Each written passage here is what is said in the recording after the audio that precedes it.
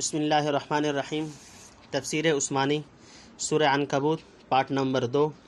اتل ما اوحی الیک من الکتاب واقم الصلاۃ، تو پڑھ جو اتری تیری طرف کتاب نمبر 1 اور قائم رکھ نماز۔ ان الصلاۃ تنہی عن الفحشاء والمنکر، بے شک نماز روکتی ہے بے حیائی اور بری بات سے۔ نمبر 2 ولذکر اللہ اکبر، اور اللہ کی یاد ہے سب سے بڑی۔ نمبر 3 واللہ یعلم ما تصنعون، اور اللہ کو خبر ہے جو تم کرتے ہو۔ نمبر 4 ولا تجادلوا اہل الکتاب الا باللتی ہی احسن، اور جھگڑا نہ کرو اہل کتاب سے مگر اس طرح پر جو بہتر ہو۔ الا الذین ظلموا منہم، مگر جو ان میں بے انصاف ہیں۔ نمبر 5 وقولوا آمنا بالذی انزل الینا وانزل الیکم، اور یوں کہو کہ ہم مانتے ہیں جو اترا ہم کو یعنی ہمارے لیے اور اترا تم کو یعنی تمہارے لیے۔ نمبر 6 وَإِلَٰهُنَا وَإِلَٰهُكُمْ وَاحِدٌ وَنَحْنُ لَهُ مُسْلِمُونَ، اور بندگی ہماری اور تمہاری ایک ہی کو ہے اور ہم اسی کے حکم پر چلتے ہیں۔ نمبر 7 وَكَذَلِكَ أَنزَلْنَا إِلَيْكَ الْكِتَابَ، اور ویسی ہی ہم نے اتاری تجھ پر کتاب۔ نمبر 8 فَالَّذِينَ آتَيْنَاهُمُ الْكِتَابَ يُؤْمِنُونَ بِهِ، سو جن کو ہم نے کتاب دی وہ اس کو مانتے ہیں، اور ان مکہ والوں میں سے بھی وَمِنْ هَؤُلَاءِ مَن يُؤْمِنُ بِهِ، اور ان مکہ والوں میں سے بھی بعض ہیں کہ اس کو مانتے ہیں۔ وما يجحد بآیاتنا الا الکافرون، اور منکر وہی ہیں ہماری باتوں سے جو نافرمان ہیں۔ نمبر 9 وما كنت تتلو من قبلہ، اور تو پڑھتا نہ تھا اس سے پہلے۔ تفسیر نمبر 1 تلاوت قرآن کا حکم، یعنی قرآن کی تلاوت کرتے رہیے تاکہ دل مضبوط اور قوی رہے، تلاوت کا اجر و ثواب الگ حاصل ہو، اس کے معارف و حقائق کا انکشاف بیش از بیش ترقی کرے، دوسرے لوگ بھی سن کر اس کے مواعظ اور علوم و برکات سے منتفع ہوں، جو نہ مانے ان پر خدا کی حجت تمام ہو، اور دعوت و اصلاح کا فرض بحسن و خوبی انجام پاتا رہے۔ نمبر 2 نماز روحانی بیماریوں کا علاج ہے۔ نماز کا برائیوں سے روکنا دو معنی میں ہو سکتا ہے، ایک بطریق تسبب، یعنی نماز میں اللہ تعالیٰ نے خاصیت و تاثیر یہ رکھی ہے کہ نمازی کو گناہوں اور برائیوں سے روک دے، جیسے کسی دوا کا استعمال کرنا بخار وغیرہ امراض کو روک دیتا ہے۔ اس صورت میں یاد رکھنا چاہیے کہ دوا کے لیے ضروری نہیں کہ اس کی ایک ہی خوراک بیماری کو روکنے کے لیے کافی ہو جائے، بعض دوائیں خاص مقدار میں مدت تک التزام کے ساتھ کھائی جاتی ہیں، اس وقت ان کا نمایاں اثر ظاہر ہوتا ہے، بشرطے کہ مریض کسی ایسی چیز کا استعمال نہ کرے جو اس دوا کی خاصیت کے منافی ہو۔ پس نماز بھی بلا شبہ بڑی قوی التاثیر دوا ہے جو روحانی بیماریوں کو روکنے میں اکثیر کا حکم رکھتی ہے۔ ہاں، ضرورت اس کی ہے کہ ٹھیک مقدار میں اس احتیاط اور بدرقہ کے ساتھ جو اطباء روحانی نے تجویز کیا ہو، خاصی مدت تک اس پر مواظبت کی جائے۔ اس کے بعد مریض خود محسوس کرے گا کہ نماز کس طرح اس کی پرانی بیماریوں اور برسوں کی روگ کو دور کرتی ہے۔ دوسرے معنی یہ ہو سکتے ہیں کہ نماز کا برائیوں سے روکنا بطور اقتضاء ہو، یعنی نماز کی ہر ایک حیت اور اس کا ہر ایک ذکر مقتضی ہے کہ جو انسان ابھی بارگاہ الہی میں بندگی، فرما برداری، خضوع و تذلل اور حق تعالیٰ کی ربوبیت و الوہیت اور حکومت و شہنشاہی کا اظہار و اقرار کر کے آیا ہے، مسجد سے باہر آ کر بھی بد عہدی اور شرارت نہ کرے اور اس شہنشاہ مطلق کے احکام سے منحرف نہ ہو۔ برائیوں سے روکنے کا دوسرا مفہوم، گویا نماز کی ہر ایک ادا مصلی کو 5 وقت حکم دیتی ہے کہ او بندگی اور غلامی کا دعویٰ کرنے والے واقعی بندوں اور غلاموں کی طرح رہیں، بزبان حال مطالبہ کرتی ہے کہ بے حیائی اور شرارت و سرکشی سے باز آ۔ اب کوئی باز آئے یا نہ آئے مگر نماز بلا شبہ اسے روکتی اور منع کرتی ہے، جیسے اللہ تعالیٰ خود روکتا اور منع فرماتا ہے، کما قال تعالیٰ ان اللہ یأمر بالعدل والاحسان وایتاء ذی القربى وینہی عن الفحشاء والمنکر، سورہ نحل رکوع نمبر 13۔ پس جو بدبخت اللہ تعالیٰ کے روکنے اور منع کرنے پر برائی سے نہیں رکتے، نماز کے روکنے پر بھی ان کا نہ رکنا محل تعجب نہیں۔ ہاں، یہ واضح رہے کہ ہر نماز کا روکنا اور منع کرنا اسی درجہ تک ہوگا جہاں تک اس کے ادا کرنے میں خدا کی یاد سے غفلت نہ ہو، کیونکہ نماز محض چند مرتبہ اٹھنے بیٹھنے کا نام نہیں، سب سے بڑی چیز اس میں خدا کی یاد ہے۔ نمازی ارکان صلاۃ ادا کرتے وقت اور قرأت قرآن یا دعا و تسبیح کی حالت میں جتنا حق تعالیٰ کی عظمت و جلال کو مستحضر اور زبان و دل کو موافق رکھے گا، اتنا ہی اس کا دل نماز کے منع کرنے کی آواز کو سنے گا، اور اسی قدر اس کی نماز برائیوں کو چھڑانے میں مؤثر ثابت ہوگی۔ ورنہ جو نماز قلب لاہی و غافل سے ادا ہو وہ صلاۃ منافق کے مشابہ ٹھہرے گی، جس کی نسبت حدیث میں فرمایا لا یذکر اللہ فیہا الا قلیلا۔ اسی نماز کی نسبت لم یزدد بہا من اللہ الا بعدا کی وعید آئی ہے۔ نمبر 3، ذکر اللہ کی فضیلت، یعنی نماز برائی سے کیوں نہ روکے جبکہ وہ اللہ تعالیٰ کی یاد کرنے کی بہترین صورت ہے۔ کما قال تعالی وَأَقِمِ الصَّلَاةَ لِذِكْرِی، سورۃ طٰہٰ رکوع نمبر 1۔ اور اللہ کی یاد بہت بڑی چیز ہے، یہ وہ چیز ہے جسے نماز اور جہاد وغیرہ تمام عبادات کی روح کہہ سکتے ہیں۔ یہ نہ ہو تو عبادت کیا؟ ایک جسد بے روح اور لفظ بے معنی ہے۔ حضرت ابو درداء رضی اللہ تعالیٰ عنہ کی احادیث کو دیکھ کر علماء نے یہی فیصلہ کیا ہے کہ ذکر اللہ یعنی خدا کی یاد سے بڑھ کر کوئی عبادت نہیں، اصلی فضیلت اسی کو ہے۔ یوں عارضی اور وقتی طور پر کوئی عمل ذکر اللہ پر سبقت لے جائے وہ دوسری بات ہے، لیکن غور کیا جائے تو ماننا پڑے گا کہ اس عمل میں بھی فضیلت اسی ذکر اللہ کی بدولت آئی ہے۔ بہرحال ذکر اللہ تمام اعمال سے افضل ہے، اور جب وہ نماز کے ضمن میں ہو تو افضل تر ہوگا۔ بس بندہ کو چاہیے کہ کسی وقت خدا کے ذکر سے غافل نہ ہو، خصوصاً جس وقت کسی برائی کی طرف میلان ہو، فوراً خدا تعالیٰ کی عظمت و جلال کو یاد کر کے اس سے باز آ جائے۔ قرآن و حدیث میں ہے کہ بندہ جب اللہ تعالیٰ کو یاد کرتا ہے اللہ تعالیٰ اس کو یاد کرتا ہے۔ بعض سلف نے یہ آیت کا یہی مطلب لیا ہے کہ نماز میں ادھر سے بندہ خدا کو یاد کرتا ہے اس لیے نماز بڑی چیز ہوئی، لیکن اس کے جواب میں جو ادھر سے اللہ تعالیٰ اپنے بندہ کو یاد فرماتا ہے یہ سب سے بڑی چیز ہے، جس کی انتہائی قدر کرنی چاہیے، اور یہ شرف و کرامت محسوس کر کے اور زیادہ ذکر اللہ کی طرف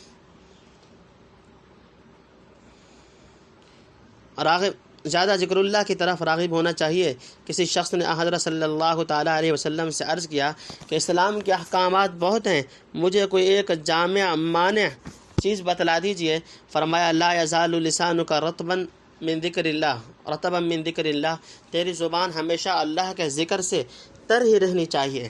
حضرت شاہ صاحب رحمۃ اللہ علیہ لکھتے ہیں جتنی دیر نماز میں لگے اتنا تو ہر گناہ سے بچے، امید ہے آگے بھی بچتا رہے، اور اللہ کی یاد کو اس سے زیادہ اثر ہے، یعنی گناہ سے بچے اور اعلیٰ درجوں پر چڑھے۔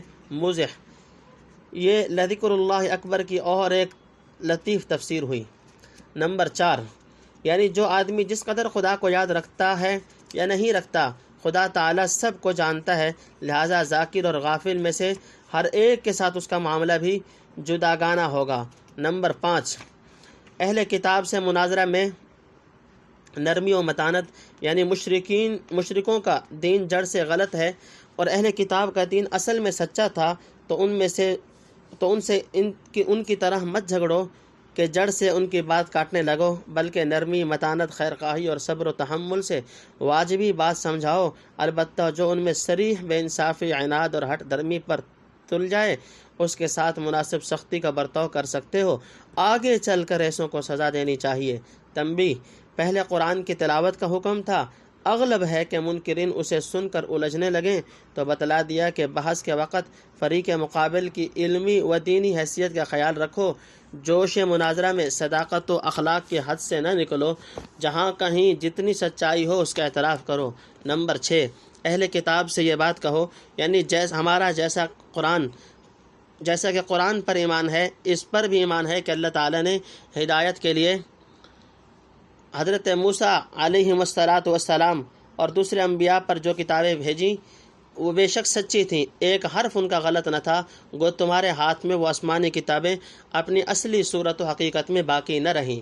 نمبر 7، اہل کتاب اور مسلمانوں میں فرق، یعنی اصلی معبود تمہارا ہمارا تمہارا ایک ہے، فرق اتنا ہے کہ ہم تنہا اسی کے حکم پر چلتے ہیں، تم نے اس سے ہٹ کر اوروں کو بھی خدائی کے حقوق و اختیارات دے دیے، مثلا حضرت مسیح یا حضرت عزیر علیہ السلام کو یا احبار و رہبان کو، نیز ہم نے اس کے تمام احکام کو مانا، سب پیغمبروں کی تصدیق کی، سب کتابوں کو برحق سمجھا، اس کے آخری حکم کے سامنے سر تسلیم جھکا دیا، سب نے کچھ مانا کچھ نہ مانا اور آخری صداقت سے منکر ہو گئے۔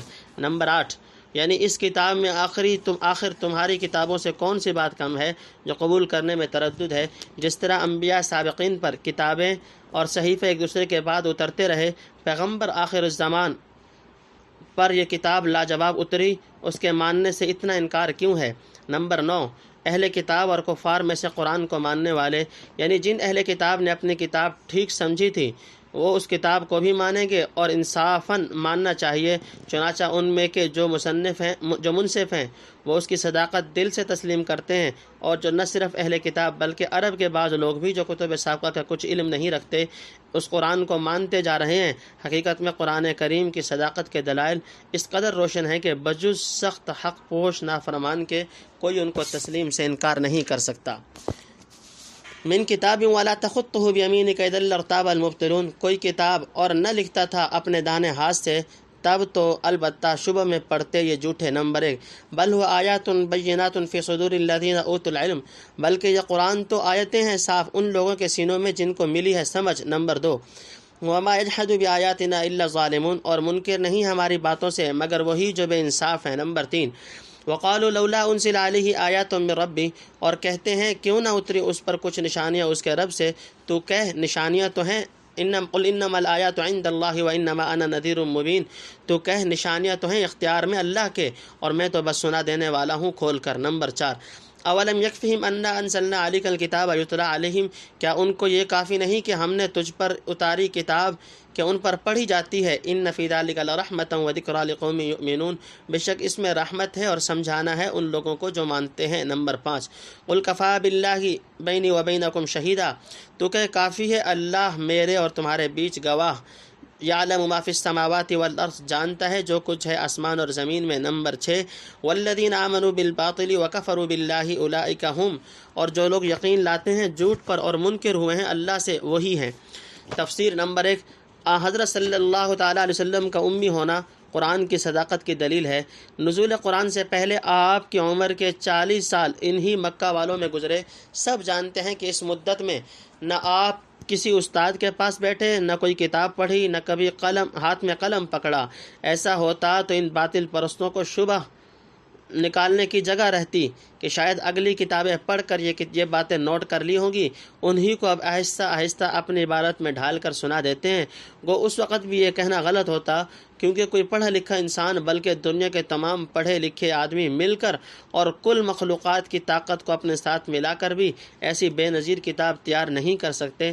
تاہم جھوٹوں کو بات بنانے کا ایک اور موقع ہاتھ لگ جاتا، لیکن جب آپ کا امی ہونا مسلمات میں سے ہے تو اس سرسری شبہ کی بھی جڑ کٹ گئی، اور یوں ضدی لوگ کہنے کو تو اس پر بھی کہتے تھے اساطیر الاولین نکتتبھا فہی تملی علیہ بکرۃ واصیلا، سورہ فرقان رکوع نمبر 1۔ نمبر 2، حفاظ قرآن کی فضیلت، یعنی پیغمبر نے کسی سے لکھا پڑھا نہیں بلکہ یہ وحی جو ان پر آئی ہمیشہ کو بن لکھے سینہ بسینہ جاری رہے گی۔ اللہ کے فضل سے علماء اور حفاظ و قراء کے سینے میں اس کے الفاظ اور اس کے معنی کی حفاظت کریں گے، اور آسمانی کتابیں حفظ نہ ہوتی تھیں، یہ کتاب حفظ ہی سے باقی ہے، لکھنا اس پر افزود ہے، موضح باضافہ یسیر۔ نمبر 3، یعنی ناانصافی کا کیا علاج؟ ایک شخص یہی ٹھان لے کہ میں کبھی سچی بات نہ مانوں گا، وہ روشن سے روشن چیز کا بھی انکار کر دے گا۔ نمبر 4، معجزات دکھلانا میرے اختیار میں نہیں، یعنی میرے قبضہ میں نہیں، جو نشان تم طلب کیا کرو وہی دکھلا دیا کروں، نہ کسی نبی کی تصدیق اس بات پر موقوف ہو سکتی ہے۔ میرا کام تو یہ ہے کہ بدی کے نتائج سے تم کو صاف لفظوں میں آگاہ کرتا رہوں، باقی حق تعالیٰ میری تصدیق کے لیے جو نشان چاہے دکھلا دے، یہ اس کے اختیار میں ہے۔ نمبر 5، قرآن سب سے بڑھ کر معجزہ ہے، یعنی کیا یہ نشان کافی نہیں جو کتاب انہیں دن رات پڑھ کر سنائی جاتی ہے، اس سے بڑا نشان کون سا ہوگا؟ دیکھتے نہیں کہ اس کتاب کے ماننے والے کس طرح سمجھ حاصل کرتے جاتے ہیں اور اللہ کی رحمت سے بہراور ہو رہے ہیں۔ نمبر 6، میری صداقت کے لیے اللہ کی گواہی کافی ہے، یعنی خدا کی زمین پر اس کے آسمان کے نیچے میں علانیہ دعوی رسالت کر رہا ہوں، جسے وہ سنتا اور دیکھتا ہے، پھر روز بروز مجھے اور میرے ساتھیوں کو غیر معمولی طریقے سے بڑھا رہا ہے، برابر میرے دعوے کی فعلی تصدیق کرتا ہے۔ میری زبان پر اور ہاتھوں پر قدرت کے وہ خارق عادت نشان ظاہر کیے جاتے ہیں جن کی نظیر پیش کرنے سے تمام جن و انس عاجز ہیں۔ کیا میری صداقت پر اللہ کی یہ گواہی کافی نہیں؟ الخاسرون، نقصان پانے والے۔ نمبر 1، وَيَسْتَعْجِلُونَكَ بِالْعَذَابِ، اور جلدی مانگتے ہیں تجھ سے آفت۔ نمبر 2، وَلَوْلَا أَجَلٌ مُّسَمًّى لَجَاءَهُمُ الْعَذَابُ، اور اگر نہ ہوتا ایک وعدہ مقرر یعنی ٹھہرا ہوا تو آ پہنچی ان پر آفت۔ وَلَيَأْتِيَنَّهُمْ بَغْتَةً وَهُمْ لَا يَشْعُرُونَ، اور البتہ آئے گی ان پر اچانک اور ان کو خبر نہ ہوگی۔ نمبر 3، يَسْتَعْجِلُونَكَ بِالْعَذَابِ، جلدی مانگتے ہیں تجھ سے عذاب۔ نمبر 4، وَإِنَّ جَهَنَّمَ لَمُحِيطَةٌ بِالْكَافِرِينَ، اور دوزخ گھیر رہی ہے منکروں کو۔ نمبر 5، يَوْمَ يَغْشَاهُمُ الْعَذَابُ مِنْ فَوْقِهِمْ وَمِنْ تَحْتِ أَرْجُلِهِمْ وَيَقُولُ ذُوقُوا مَا كُنْتُمْ تَعْمَلُونَ، جس دن گھیر لے گا ان کو عذاب ان کے اوپر سے اور پاؤں کے نیچے سے، اور کہے گا چکھو جیسا کچھ تم کرتے تھے۔ نمبر 6، یا عبادی الذین آمنوا ان ارضی واسعۃ فایایا فاعبدون، اے بندو میرے جو یقین لائے ہو میری زمین کشادہ ہے سو مجھی کو بندگی کرو۔ نمبر 7، کل نفس ذائقۃ الموت ثم الینا ترجعون، جو جی ہے سو چکھے گا موت پھر ہماری طرف پھر آؤ گے۔ نمبر 8، والذین آمنوا وعملوا الصالحات لنبوئنکم من الجنة غرفا تجری من، اور جو لوگ یقین لائے اور کیے بھلے کام ان کو ہم جگہ دیں گے بہشت میں، جھروکے یعنی بالا خانے نیچے بہتی ہیں۔ تفسیر۔ نمبر 1، گھاٹا پانے والے۔ آدمی کی بڑی شقاوت اور خسران یہ ہے کہ چھوٹی بات کو خواہ کتنی ہی بدیہی البطلان ہو فوراً قبول کر لے، جھوٹی بات کو خواہ کتنی ہی بدیہی البطلان ہو فوراً قبول کر لے، اور سچی بات سے گو کتنی صاف روشن ہو انکار کرتا رہے۔ نمبر 2، یعنی اگر باطل پر ہیں تو ہم پر دنیا میں کوئی آفت کیوں نہیں آتی۔ نمبر 3، کفار کے لیے دنیا و آخرت کا عذاب، یعنی ہر چیز اپنے وقت معین پر آتی ہے، گھبراؤ نہیں، وہ آفت بھی آ کر رہے گی۔ حضرت شاہ صاحب رحمۃ اللہ علیہ لکھتے ہیں کہ اس امت کا عذاب یہی تھا کہ مسلمانوں کے ہاتھوں سے قتل ہونا اور پکڑے جانا، سو فتح مکہ میں مکہ کے لوگ بے خبر رہے، حضرت صلی اللہ علیہ وسلم کا لشکر سر پر آ کھڑا ہوا۔ نمبر 4، یہاں عذاب سے شاید آخرت کا عذاب مراد ہو، جیسا کہ جواب سے ظاہر ہے۔ نمبر 5، یعنی آخرت کا عذاب تو فضول مانگتے ہیں، اس عذاب میں تو پڑے ہی ہے، یہ کفر اور برے کام دوزخ نہیں تو اور کیا ہے جس نے ہر طرف سے انہیں گھیر رکھا ہے۔ موت کے بعد حقیقت کھل جائے گی کہ دوزخ کس طرح جلاتی ہے، جب یہی اعمال جہنم کی آگ اور سانپ بچھو بن کر لپٹیں گے۔ نمبر 6، یا اللہ تعالیٰ کہے گا یا وہ عذاب ہی بولے گا جیسے زکوٰۃ نہ دینے والے کا مال۔ حدیث میں آیا ہے کہ سانپ ہو کر گلے میں پڑے گا، کلے چیرے گا اور کہے گا میں تیرا مال ہوں، تیرا خزانہ ہوں۔ نمبر 7، مومنین سے خطاب خاص، یعنی یہ مکہ کے کافر اگر تم کو تنگ کرتے ہیں تو خدا کی زمین تنگ نہیں، دوسری جگہ جا کر خدا کی عبادت کرو۔ نمبر 8، حضرت شاہ صاحب رحمۃ اللہ علیہ لکھتے ہیں کہ جب کافروں نے مکہ میں بہت زور باندھا تو مسلمانوں کو ہجرت کا حکم ہوا، چنانچہ 83 گھر حبشہ چلے گئے۔ اسی کو فرمایا کہ کوئی دن کی زندگی ہے جہاں بن پڑے وہاں کاٹ دو، پھر ہمارے پاس اکٹھے آؤ گے۔ اس پہ مہاجرین کو تسلی کر دی تاکہ وطن چھوڑنا اور حضرت سے جدا ہونا دل پر بھاری نہ گزرے، گویا جتلا دیا کہ وطن خیش و اقارب رفقا اور چھوٹے بڑے آج نہیں کل چھوٹیں گے۔ فرض کرو اس وقت مکہ سے ہجرت نہ کی تو ایک روز دنیا سے ہجرت کرنا ضروری ہے، مگر وہ بے اختیار ہوگا۔ بندگی اس کا نام ہے کہ اپنے خوشی اور اختیار سے ان چیزوں کو چھوڑ دے جو پروردگار حقیقی کی بندگی میں مزاحم اور خلل انداز ہوتی ہیں۔ تحتها الانہار خالدین فیہا نعم اجر العاملین، ان کی نہریں سدا رہیں، ان میں خوب ثواب ملا کام والوں کو۔ الذین صبروا علی ربہم یتوکلون، جنہوں نے صبر کیا اور اپنے رب پر بھروسہ رکھا۔ نمبر 1، وکأی من دابۃ لا تحمل رزقها، اور کتنے جانور ہیں جو اٹھا نہیں رکھتے اپنی روزی۔ اللہ یرزقها وایاکم، اللہ روزی دیتا ہے ان کو اور تم کو بھی۔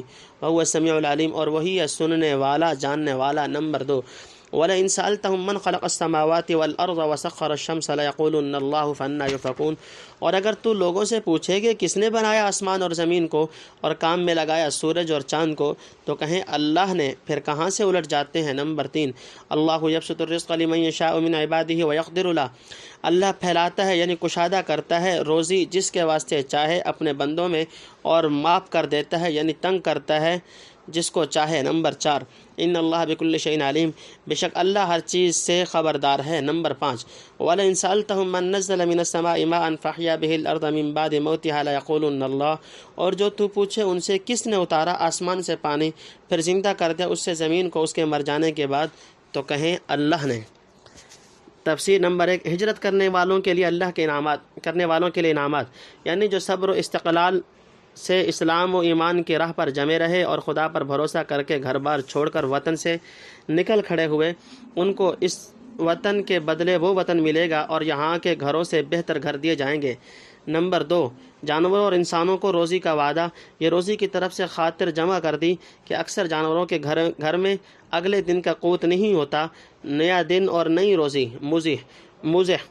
پھر جو خدا جانوروں کو روزی پہنچاتا ہے کیا اپنے وفادار عاشقوں کو نہ پہنچائے گا؟ خوب سمجھ لو، رزاق حقیقی وہی ہے جو سب کی باتیں سنتا اور دلوں کے اخلاص کو جانتا ہے۔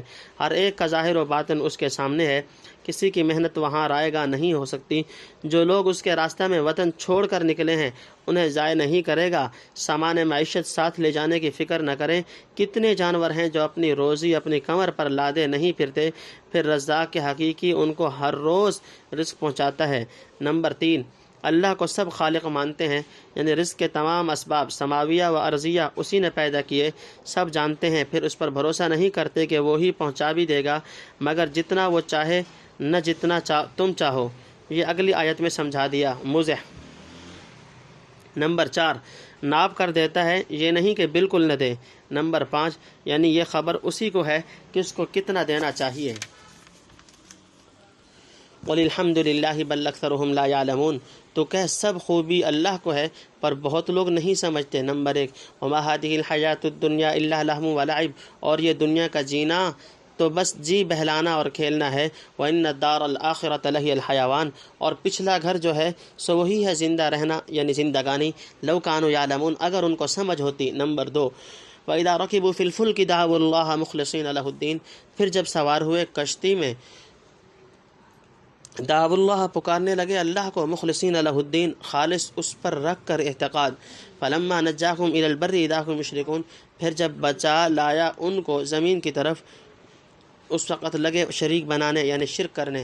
لیکفروا بما آتیناہم، تاکہ مکرتے رہیں ہمارے دیے ہوئے سے، ولیتمتعوا، اور مزے اڑاتے رہیں، فسوف یعلمون، سو ان قریب جان لیں گے۔ نمبر 3، اولم یروا انا جعلنا حرما آمنا ویتخطف الناس من حولہم، کیا نہیں دیکھتے کہ ہم نے رکھ دی ہے پناہ کی جگہ امن کی یعنی امن والی، اور لوگ اچکے جاتے ہیں ان کے آس پاس سے۔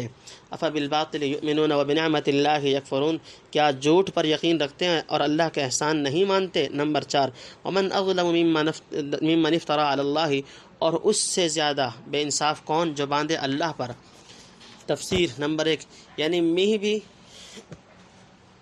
ہر کسی پر برابر نہیں برستا، اور اس طرح حالات بدلتے دیر نہیں لگتی، ذرا دیر میں مفلس سے دولت مند کر دے۔